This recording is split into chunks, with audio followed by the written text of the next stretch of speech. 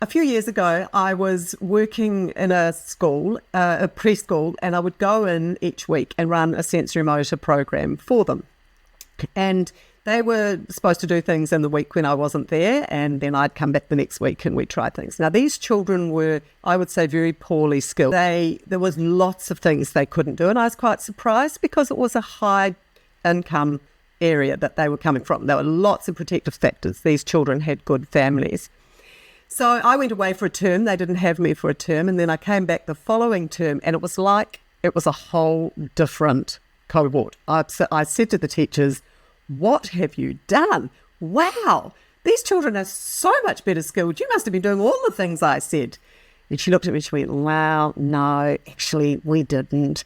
But what we did do was every day they crawled. So we made them start. So when they came in for morning tea, they had to stop at the door, crawl all the way around the tables to get back to the mat."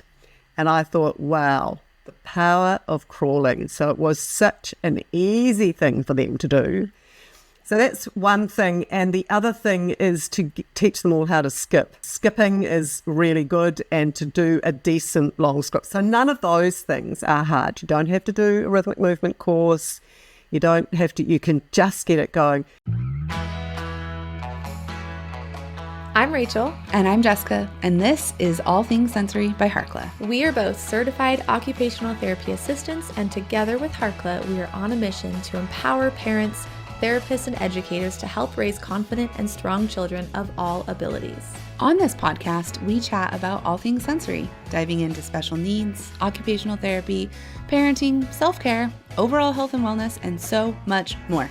We are here to provide raw, honest, and fun strategies, ideas, and information for parents, therapists, and educators, as well as other professionals to implement into daily life. Thank you so much for joining us. Hey there, welcome back to All Things Sensory by Harkla. We are so thrilled to have you here for another amazing, wonderful, unique podcast episode and interview today. I'm Rachel. And I'm Jessica. Today we are chatting with Tessa. She is in New Zealand, and Rachel actually found her and contacted her through a primitive reflex research article. And from there, got to talking, scheduled an interview, and she's amazing. She has a wealth of knowledge. She's so passionate about primitive reflexes and education for children, and I think you're going to learn a lot in this episode. This was a great conversation. We all fangirled a little bit here. It was just very special. It was kind of like it was just a really cool interview. We learned a lot, and we hope that you enjoy it. So let's jump in and meet Tessa. Hello, Tessa. Welcome to the podcast. Thank you very much. Lovely to see you, Rachel and Jessica. I'm delighted to be here. Yes. Great. I'm having a little fangirl moment here just because I've been such a fan of your work. And so I'm excited to share that with everyone here joining us too. Thank you. I'm a bit of a fan of your work too. So mutual admiration society. Wonderful. Wonderful. Well, before we talk about all the things we're going to talk about, we do need to ask you 5 secret questions. Okay. So the first one is, would you rather wear socks on your hands or gloves on your feet for a day? For a whole day, I'm going for socks on my hands. Okay. Yes. Okay. All right. Next question. Would you rather forget your phone every time you leave the house or forget your wallet? Oh, I regularly forget my phone, but that's because I'm the age I am, which is very irritating for everybody else. I tend not to forget. No, so I'd forget my phone. I'm quite happy without my phone. Yeah, I would rather forget my phone as well. Me too. What is your go-to I don't feel like cooking meal? Soup. I like Soup. Okay, soup. what's your favorite? Pumpkin. Oh. And we're right in the middle of winter at the moment. You're looking very summery, and I notice I'm not looking very summery, but pumpkin soup is my favourite all time. And I know that people in North America don't really eat pumpkin like we do. So, yeah, pumpkin soup's beautiful with coconut cream and some tomato and, can't beat it. Yeah. It does sound perfect for winter, though. Yeah. All right. What is one household chore you secretly enjoy? Secretly enjoy. Oh, I'd have to think about that. I'm not a huge fan of housework. I really like a clean sink. I read a podcast a while ago, a long time ago, that said, if you've got a clean sink, your life, the day goes a lot better. So, yeah, I'd have to say that's the one that I secretly get a lot of satisfaction, because once it's clean, I can say to myself, okay, today's going to be a really good day. Sad. I like that. No, I can get on board with that. Last question. What is your sensory quirk? I'm really fussy about how clothes feel. Okay. If clothes don't feel nice, I don't buy them. So I'm the one that goes through the shop touching the fabrics, because the fabrics need to feel nice for me to be happy to wear them. And it's really interesting. My son is exactly the same. He, there's things that I'd get him and he'd go, oh, I can't wear that. Don't like how it feels. So I think lots of people do that. Not everybody acknowledges it, but I think a lot of people are very feely. There are other people, of course, who are funny about smells. I'm not quite so funny about smells. I'm not funny about tastes or anything, but I am funny about how things feel. Yeah. Sorry, yes. I can relate to that too. Yeah. Fit, how they fit too. Like they can't be too tight or too loose. They have to feel right on your body. Yes. Okay. Now everyone knows your deepest, darkest secrets. Oh, so I'm glad. Did I pass the test? Yes, you did great. We're going to send some gloves for you to put on your feet and carry on with your day. No, I think she wanted the socks on her hands. I was keener about socks on my hands. Yeah. Really? We'll send her the socks.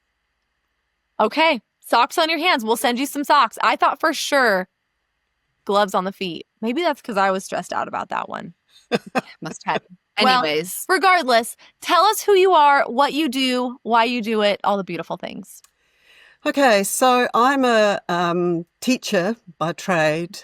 I have a variety of roles. So I work for an Australian company called GymbaROO, where I'm the research and education manager, and I love that job because I get to influence what's happening, how teachers are delivering their programs. I'm also a kinesiologist, so I see lots of children who are struggling on multiple levels. So whatever's causing them to struggle, they come to see me.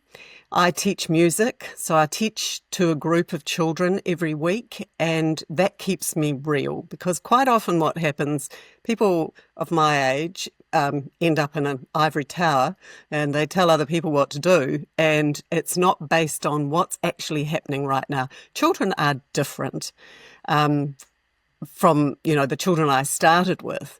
So they have sets of skills that are just, blow my mind. And if they're given the right ingredients, which is what we do at GymbaROO as well, we give them the right ingredients and get the foundation skills right, and they just fly. So my whole life is about trying to make children's lives better. That's basically what I do.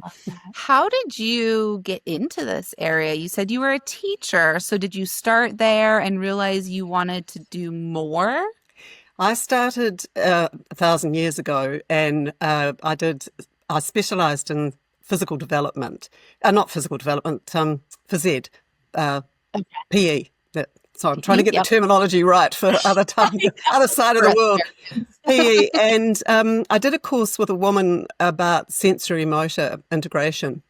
And it was at a time when the rest of the people in the department thought she was completely balmy. Who on earth would think that moving and learning were linked? And they all used to shake their heads and go, she's lost it.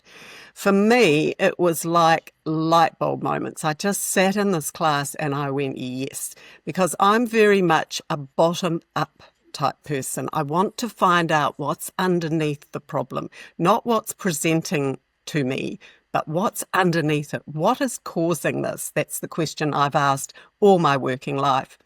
So then I went to teach in a school, and we did a little sensory motor program. And again, there was a lot of head shaking and tut-tutting because we'd go out and do something movement-based at 9:30 in the morning. Heaven forbid, you're supposed to be doing your reading, Miss Grigg.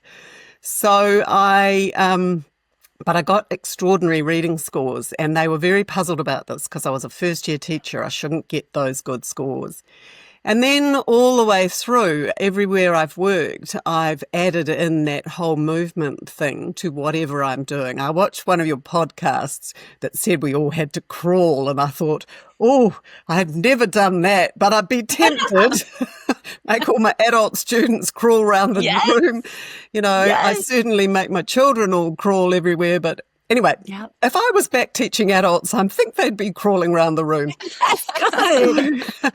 Anyway, and I again got unusual results based on stuff that was, you know, on things that we were doing. So I've had, you know, students who wouldn't read aloud, who were reading aloud because they felt good about themselves, and they, you know. So anyway, and then I moved to GymbaROO, which was just my happy place because that was all about movement. I ran a GymbaROO franchise in Christchurch, and I learned about primitive reflexes very early on in their path, and my path there.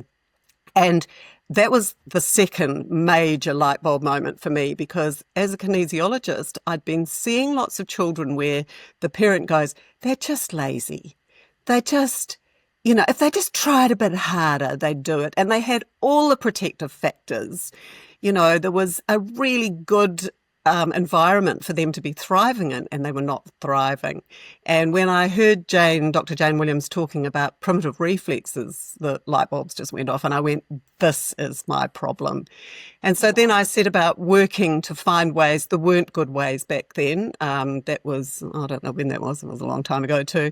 But anyway, I developed some things of my own, and then I started to work. And I was, from a very early point, decided that if I did some further research or some further study, it would be in primitive reflexes, because there's a gap. Yeah. Absolutely. So that's my journey. Well, and we found you, I say we, it was Rachel, found you because of a research article that she was reading, and was she one of the authors of the research study? And then I don't remember what caused you to reach out to her.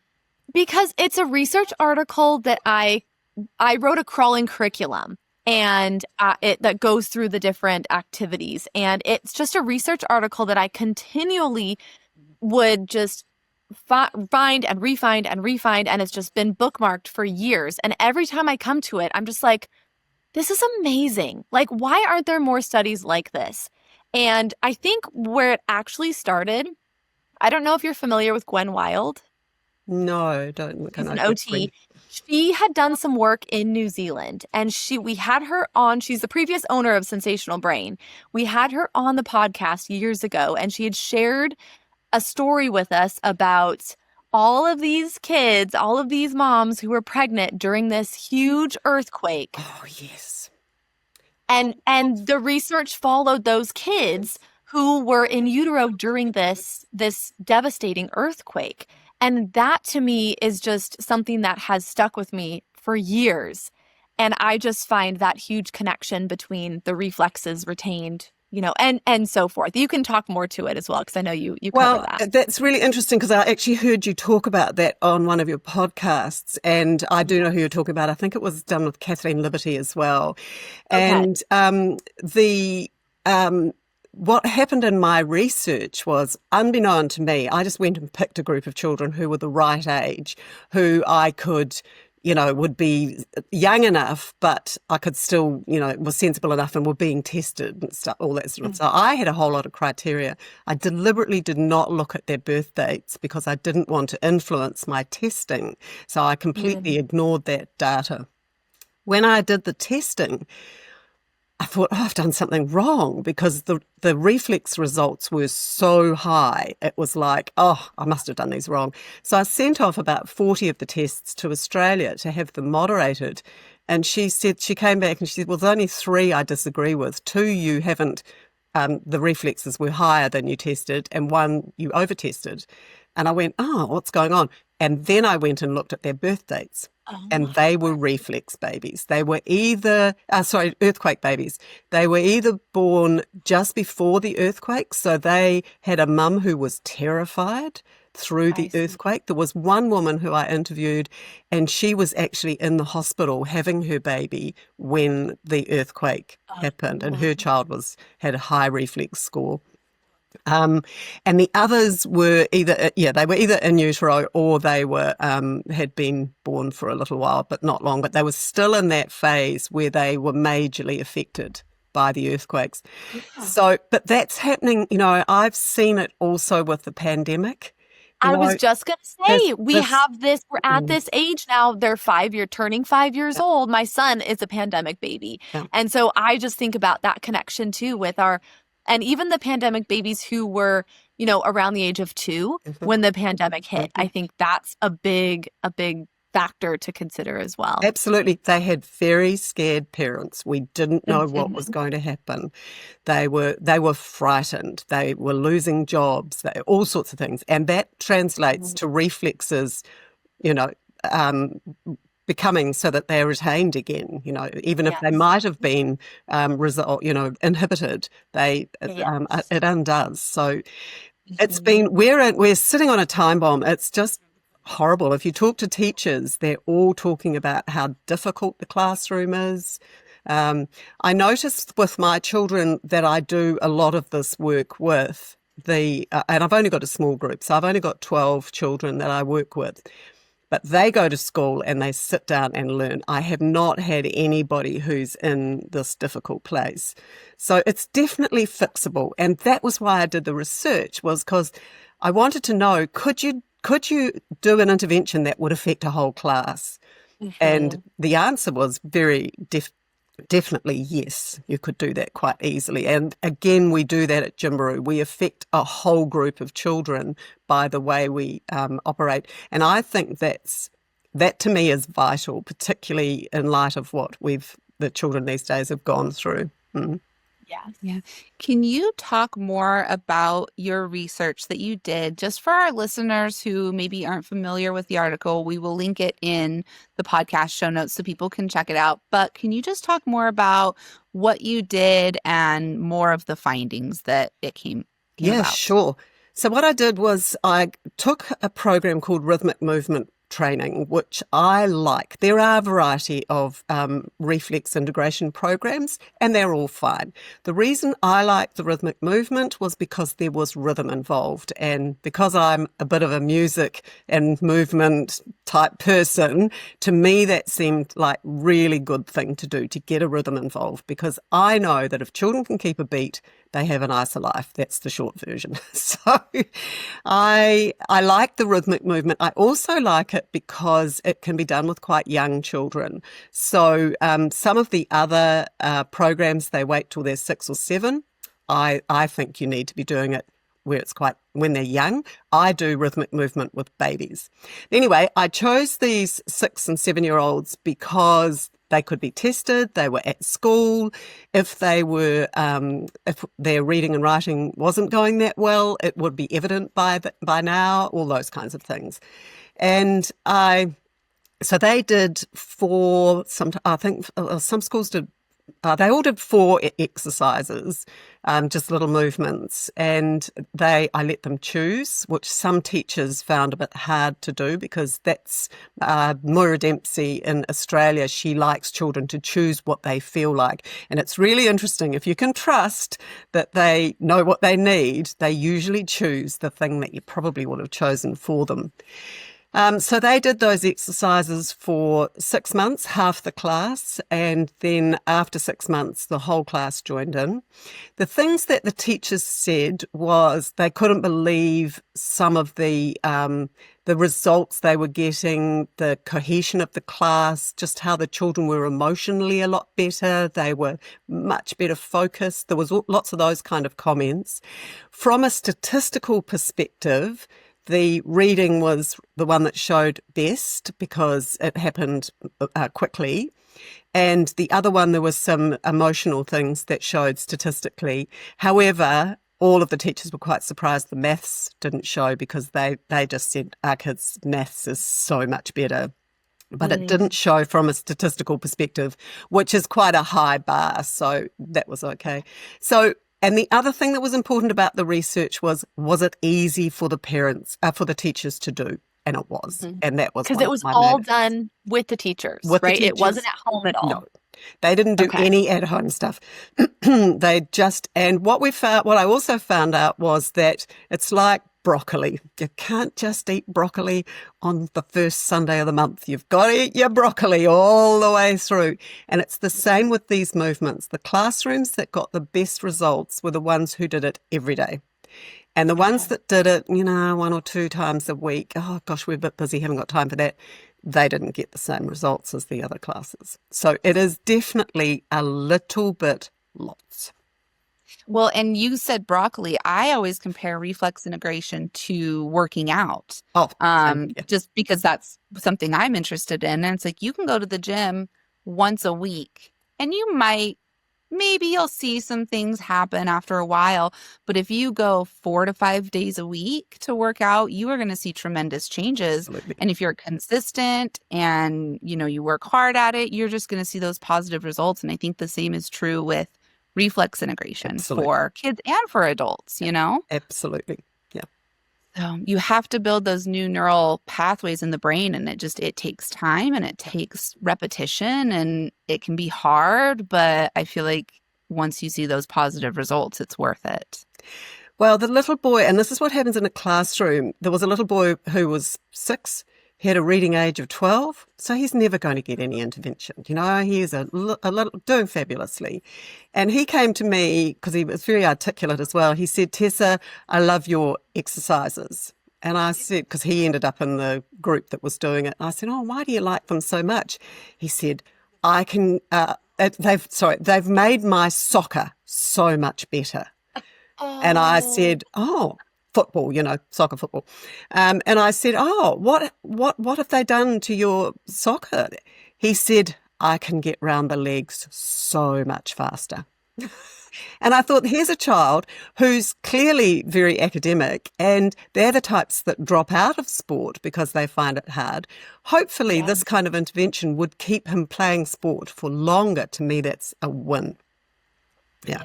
I did have a question. I had a couple questions I had to write down so I didn't forget. Did you get any pushback from the teachers when you asked them to add one more thing onto their plate? No.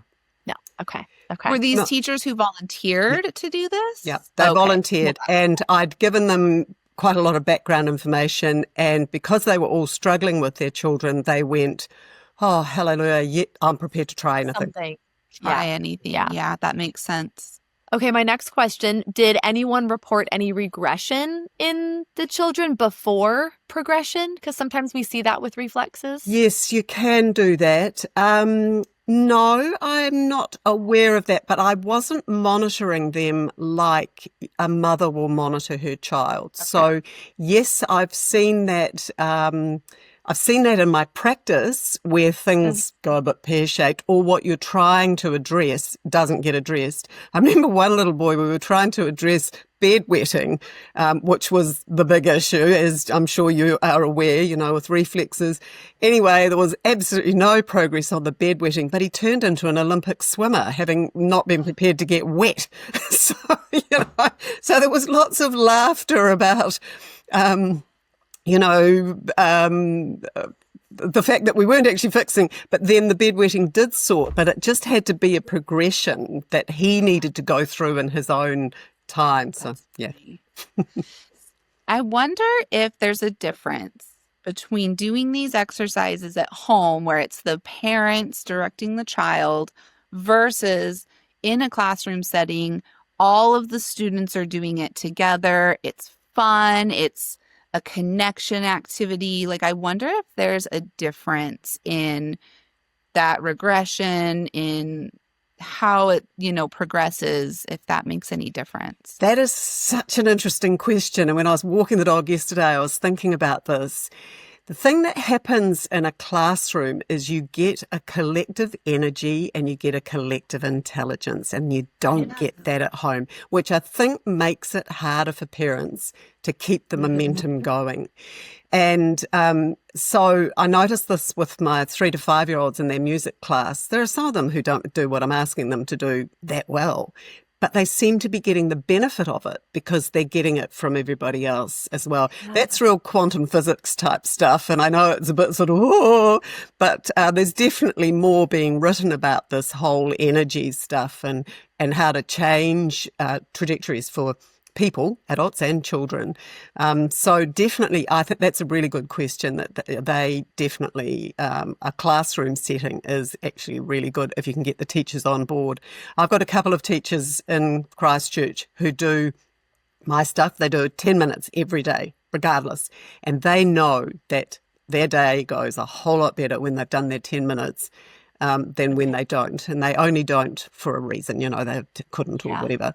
But they say the difference is really marked. So it would be just fantastic if we could get this kind of stuff into classrooms. But that was my next question.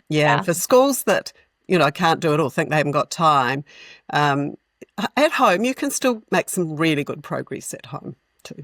Yeah.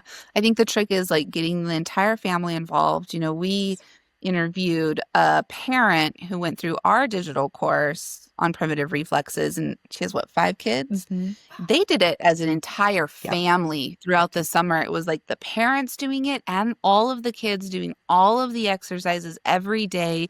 And it was this collective thing that they did together, and they saw huge progress. The mom doing it, she even saw benefits. Yeah. So I think, having some sort of group, or even if it is, a smaller family unit, just doing it together makes such a huge difference. And so much of the reflexes are connection and safety, right? And play, right? So if we can just get families, classrooms, our units to get down on the floor and spend 10 minutes together on the floor, moving, wrestling, playing, even if we're not doing a formal reflex integration program, that would make a huge difference. But I think that's the challenge, is getting this information into every family, every classroom, right? We know every child could benefit from this.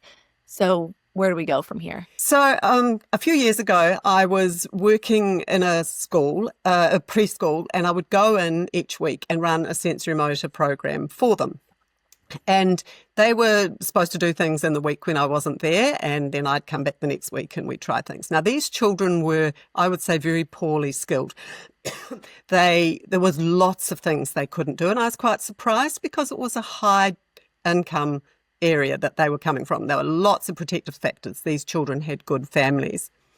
So I went away for a term. They didn't have me for a term, and then I came back the following term, and it was like it was a whole different cohort. I said to the teachers, "What have you done? Wow, these children are so much better skilled. You must have been doing all the things I said." And she looked at me and she went, "Well, no, actually we didn't. But what we did do was every day they crawled. So we made them start. So when they came in for morning tea, they had to stop at the door, crawl all the way around the tables to get back to the mat." And I thought, wow, the power of crawling. So it was such an easy thing for them to do. Yes. So that's one thing. And the other thing is to teach them all how to skip.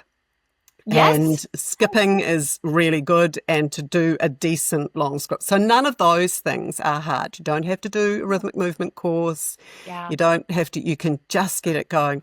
I haven't got them here, but I used to have a little set of cards when I was teaching, and they had things on them like frog jumps and, just simple things. And that was how I got my change.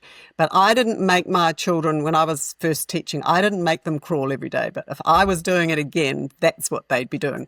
Crawling every day. And that's the thing, is you can build it into the transitions. You don't have to think about stopping and doing an exercise or doing this or doing that. It's like, okay, crawl from here to the mat, lay on your tummy during circle time. Like, those little changes make a huge difference for every child. Yep. Yeah. Do you get any pushback? No, because I only talk to people who are interested in this sort of stuff. Smart. I'm quite selective. That comes with age, girls. Yep, that must be it. No, I don't have people saying to me, because I have got a history of good results. So, no, I don't have people saying to me, oh, that's completely ridiculous, because they just don't come anywhere near me. That's fine. I think the biggest thing that we get is that, especially in the therapy world, we're both in occupational therapy, but we hear of other practitioners who don't have the training. I just spoke with a therapist who came from a specific college here in the States, and she said they don't believe in primitive reflex integration. They don't teach it to their students, and these students are coming out with doctorates in OT, and they're like, this isn't a thing. And that's so frustrating. I'm surprised that that's still going on. Well, part of me is not surprised, but certainly I am pleasantly surprised by the number of emails I get from people who say, I've read about primitive reflexes and this is my child, or my osteopaths are right up with this. My osteopath told me that my child's got primitive reflex issues. I need to come and see you. So there is definitely a groundswell of people. And again, this is people like me and you getting to conferences. I got to an osteopath, the National Osteopathic Conference, or whatever it was called, in New Zealand a few years ago, and I'm still having osteopaths coming to me and saying, I heard you talk at the conference. So that's the kind of thing. I mean, that's how I found out about it when Jane talked about it at a conference, and I just sat there and go, whoa, this is what I need. So I'm not quite sure how, to get to people who don't go to conferences, I mean, your podcast gets to lots of parents who hopefully, but you see, unfortunately, I think you're probably preaching to the converted. It's those people who don't understand this whole issue that we really need to be getting access to. And I don't have a good answer there. And I'm also not the marketer, so I'm not very good at that sort of thing. Same. Yeah, I did a lunch and learn with a pediatric, just like a pediatrician's office about primitive reflexes. And the thing that stuck with me the most is that one of the doctors was like, well, a retained Babinski reflex means that they've had like a stroke or something like that. And I'm like, okay, well, that's one side of it. But like, do you look at these other reflexes? And I was trying to explain it to them in a functional way. And it just like didn't quite make it, I don't think. I think because their issue is it's not life and death. For sure. It doesn't matter. If you've got retained reflexes, it doesn't kill you. But the problem is it impacts in your life in such a big way. I saw a little girl yesterday. Well, she's not that little. She's about, 11. I saw her yesterday. She's just got a whole lot of immaturities, which are caused by her really traumatic birth. And she's having a really hard time, to the point where she was just thinking life was really hopeless. Now, that's awful at 11. And yet I think that with some reflex integration work, she's going to be back on the street and having a good time. Now, that saves the health system huge amounts of money, because if she carries on down this trajectory she's on, she's going to cost the health system a lot. Yeah. Mm-hmm. Or, at least in the States, she will make the health system a lot of money because she will have to be on medications and all these things. So, I mean, there's also that side of it. Yeah. That's a very valid point. And I think that's something that sometimes the medical profession find really hard, is that it's actually quite a simple, cheap fix with reflexes. It just requires a bit of, dedication. And that's not really what the drug companies want. They want something. They want something where you can give some medication, which you can't do for reflexes. So Have you seen a connection between kids with ADHD or adults with ADHD and retained reflexes as well? Absolutely. I think there's a lot of children who are misdiagnosed. So it's diagnosed as ADHD, even ASD, autistic spectrum. It's diagnosed, especially the ones at the early entry level type children. And in actual fact, it's just a primitive reflex issue. If you sort it out, it just goes away. Again, I've had countless children where the school said, well, the one I'm thinking of at the moment, the school said she needs an assessment. She's very this and she's very that, and she's definitely got ADHD. And the parents were beside themselves because they didn't actually think that that was an accurate diagnosis. And she can't sit still and she can't focus and blah, blah, blah. Anyway, we did a few things. I actually got her biking was something. The biking's another really good one. She liked biking. She would bike every day. So that was all good. And the school gave her a cushion that she had to sit on, and she got better. Wow. And so they think that the cushion fixed it, and I'm fine about that. But in actual fact, she just became more mature. Her reflexes were integrated. And then they said to the mum, actually, don't think she does need an assessment. Seems like the cushion's working fine. So that's good. Great. That's awesome. I had someone ask me the other day, can you cure ADHD with primitive reflex integration? I said, you can't cure ADHD, but if the ADHD is misdiagnosed as the primitive reflexes and you integrate the primitive reflexes, you can improve a lot of the symptoms depending on the case. I think I take a three-pronged approach to these whole things. So they absolutely need their diet fixed up. We've got some really exciting research going on in New Zealand with micronutrients and mental health and ADHD and all those sorts of things. So to me, that's one arm of it. And certainly talking to mothers that I've talked to over the years, anyone who's had a really good outcome from this, they've done a multi-pronged approach. So they've done movement, they've really cleaned up the child's diet and put them on some micronutrients. And then not all of them have done some kind of kinesiology, because what happens to these children is that they lose their sense of self. So somehow they need their confidence put back. Now, I use kinesiology just because it's easy and it's fine, but it's not the only way. There's lots of other ways that children can can get themselves back. Particularly, that's with school-age children. They have a harder time. Preschoolers, they just all bumble along, and it's not quite so important for them. That's a great answer. Yeah, I definitely see that. Yeah, I do think, we even, as important as primitive reflex integration is, I don't think that we can say it's a cure-all, done-all, be-all or anything. It's, one size fits all. Humans are so complex, and in today's world, there are so many different things affecting us, but I do think it's one piece.